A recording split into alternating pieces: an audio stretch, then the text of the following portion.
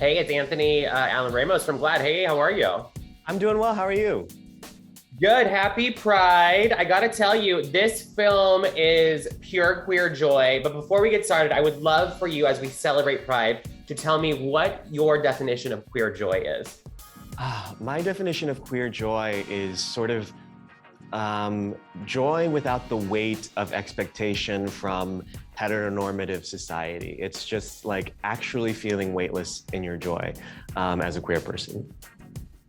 I love that. And this film, I gotta tell you, as funny as it is, for me as an Asian American, so many feels. I think I would love to talk to you because this film is gonna be so impactful for so many people. But I would love to know if you would have been a young Joel Kim Booster and had a film like this to watch, what would it have meant for you?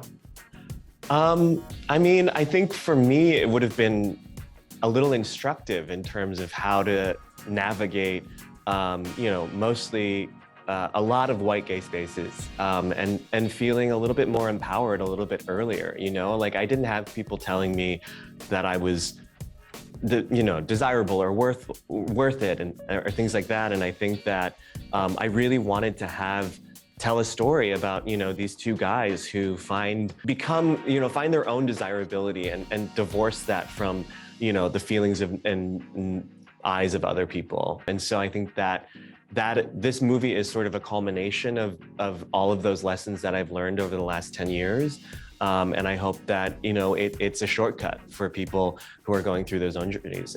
Yeah, and I think, like I said, as funny as this film is, it really brings up important topics about masculinity among Asian American people, and within the biases that happen with our own community about Asian people being desirable and sex symbols. So what are you hoping that people that see this film, take away specifically regarding that?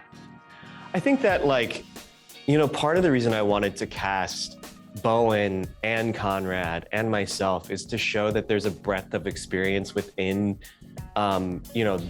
within our own sort of cohort and within the community, I think a big thing that happens is that people tend to look at Asian people in general, but especially gay Asian men, and see them all as all the same, like we are a monolith, we are, oh, those guys over there, they're all one group. But I just wanted to show how much variation there is within that subsect of the community. Finally, my girls have arrived!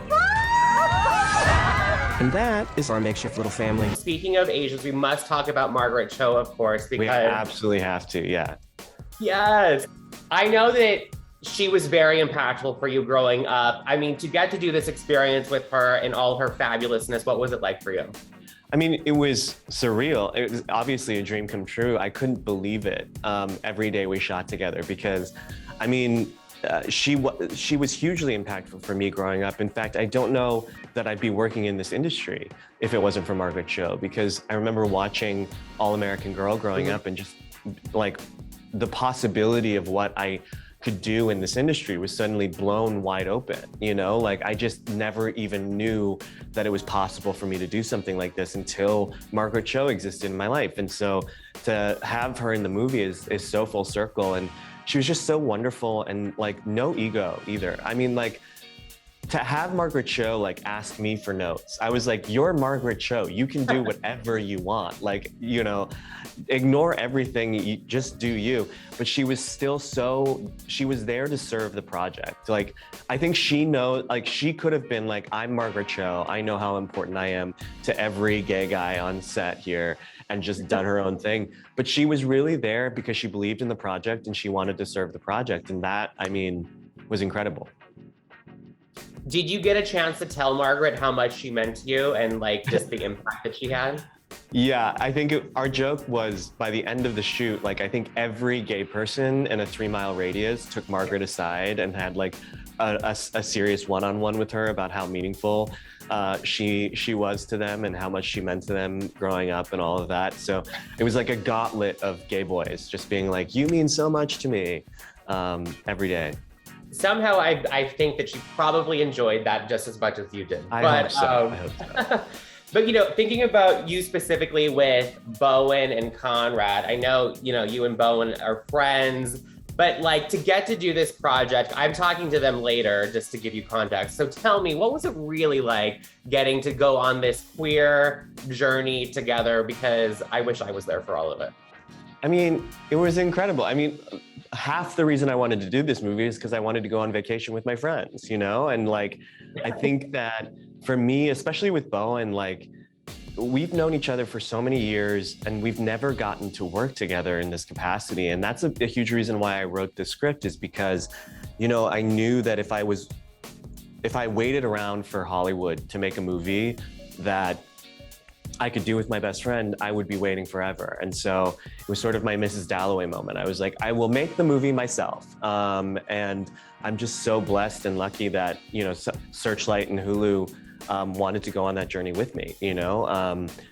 And, you know, who knows if I'll ever get to do something like this on this scale with Bowen again, but I hope that it opens the doors and it again, like, proves that like Bowen and I are very different and we have different things to offer and we complement each other. And yeah, I mean, it was a real blessing to be able to do this with my best friend.